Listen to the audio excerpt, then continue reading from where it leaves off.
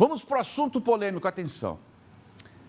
O motivo do assassinato do casal encontrado em um carro que foi incendiado na PR-445, você lembra que nós noticiamos isso? Inclusive chamou a atenção quando o Evandro disse que um estaria do lado do passageiro e o outro no banco de trás. Logo, teria que ter havido aí um motorista, a não ser que tivesse mudado de lugar, se amarrado para depois meter fogo e se matar, o que seria muito difícil. Mas o motivo da morte, depois que um dos sobrinhos da vítima, da servidora, confessou o crime, teria sido uma briga entre irmãos.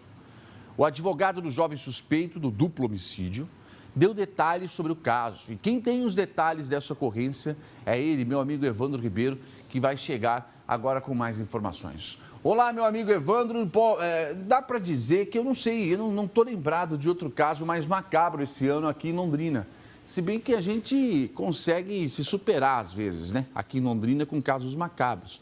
Mas de um casal amarrado, com o corpo queimado dentro do carro pelo próprio sobrinho de uma das vítimas, esse ano eu não lembro de ter algo pior do que isso, em relação a impacto quanto à opinião pública, eu digo, né? Não lembro de ter algo pior do que isso. Acho que é um dos fatos mais impactantes, né, Evandro? Bom dia. Bom dia, Diogo. Bom dia, amigos do PH. Uma boa sexta, né? Um bom feriado a todos e aqueles que nos acompanham aqui no PH no Primeira Hora. Pois é, Diogão, você muito bem frisou, a gente acostumado, né, Diogo, com as cenas tétricas, as barbaridades da área policial, mas daí, quando chegou a informação e já havia, né, Diogo, a gente sabe, a gente vem chegando para você, vem chegando para mim algumas informações. E aí a gente já tinha alguma informação de que seria, né, um parente próximo ali o autor do crime, mas quando, né, daí veio à tona realmente que foi o sobrinho, né, que matou a tia e matou o namorado dela, e aí a gente fica, nossa, né, se a gente que está acostumado, né, Diogo, com essas cenas, com essas barbaridades, você imagina quem não está acostumado, quem está em casa, acompanha o PH, o Primeira Hora, e aí aquela informação, nossa, foi o sobrinho que matou a tia, por quê? Qual o motivo? Pois é, Diogão. E aí, esclarecidas algumas partes, né? Mas o advogado do sobrinho, que confessou ter matado a tia, né? A dona Roseli Aparecida Florindo, que era servidora municipal, e o namorado dela, o Luiz Carlos Tenório Araújo. Esse advogado, Diogão, trouxe novos detalhes do relacionamento familiar entre a mulher e o autor do crime, o sobrinho. O advogado, nesta primeira parte, conta os detalhes para nós, conta aí e coloca no ar para nós. Trata-se de uma desavença familiar muito antiga e que culminou com a morte do pai dele por causas naturais e no dia que souberam da morte, a Roseli, a vítima, ligou para uma outra irmã e disse, olha, vou fazer um churrasco com fogos comemorando a morte do meu cunhado. Isso magoou profundamente a Neide, a esposa, a viúva, e ele, que era o filho único. A Neide disse, eu nunca mais recebo minha irmã na minha casa. Pois bem, passado uns dias, a irmã voltou, Neide não recebeu, mais 2 vezes ocorreu o mesmo, não recebeu. Na noite, ele estava saindo do banho, quando chegou a dona Roseli, acompanhada desse moço, que eles não sabiam que era namorado, mas não tinha intimidade nenhuma, querendo entrar, falar com Neide. Neide disse que não. Ela ficou no portão, adentrou para dentro do portão. O Lucas, vendo essa situação, pegou um revólver deixado pelo pai dele, revólver antigo, e saiu e disse, ó, saiam daqui porque nós não temos mais satisfação a dar para vocês.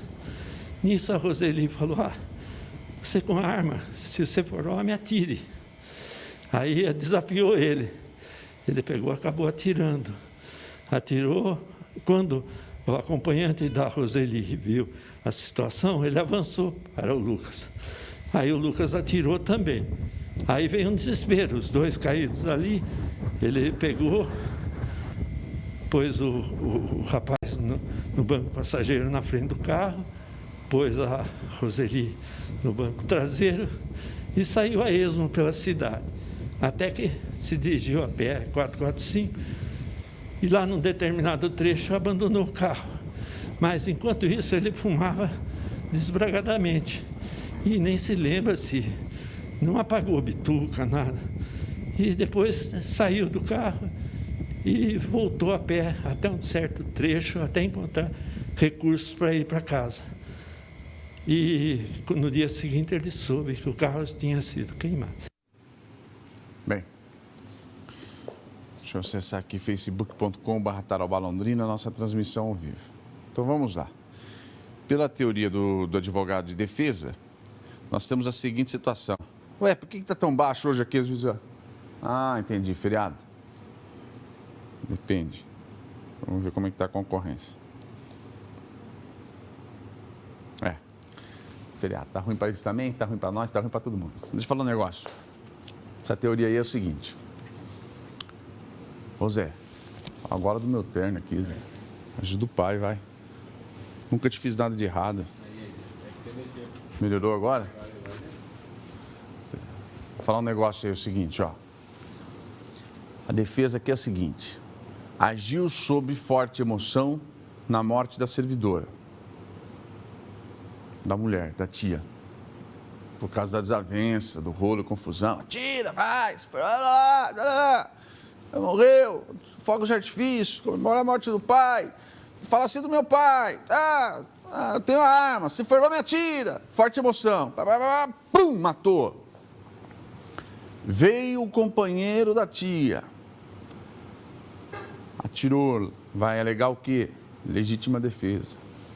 Teoria da defesa. Teoria da defesa. Primeira morte, sob forte emoção. Segunda morte, legítima defesa. Crime de ocultação de cadáver, negando porque, segundo ele, não meteu fogo, estava fumando, saiu do carro, quando percebeu o carro já tinha pegado fogo. Ficou sabendo depois. Daí você vai montando um quebra-cabeça do que aconteceu, a defesa vai montando um quebra-cabeça, a acusação vai montando outro quebra-cabeça, e daí eu pergunto para você, se não tinha intenção de ocultar o cadáver, por que então colocar os dois corpos, segundo a perícia nos informou, no momento em que encontraram os corpos, com as mãos amarradas, dentro do carro? Ué, matei, não tinha... matei, o outro veio para cima, matei, forte emoção um, legítima defesa o outro, 190, ó, chabu, deu chabu, matei. Travei, o Nintendo aqui travou, tela azul no Windows, matei, tá aqui. Vou fugir. Não sei. Por que colocar dentro do carro e sair dando um rolê na cidade? Faz parte ainda do transtorno emocional? Isso que não fecha, né? Deixa eu falar com o Evandro. Evandro Ribeiro está voltando ao vivo conosco agora aqui. Evandrão, como eu estava falando, a acusação monta um quebra-cabeça, a defesa vai montando o outro.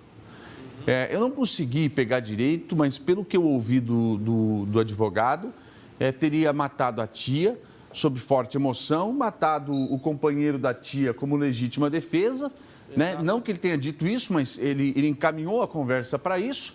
E a ocultação de cadáver não teria ocorrido porque não teria metido fogo no carro. O fogo no carro teria pego, se pegou por causa dele, foi acidentalmente por causa de um cigarro.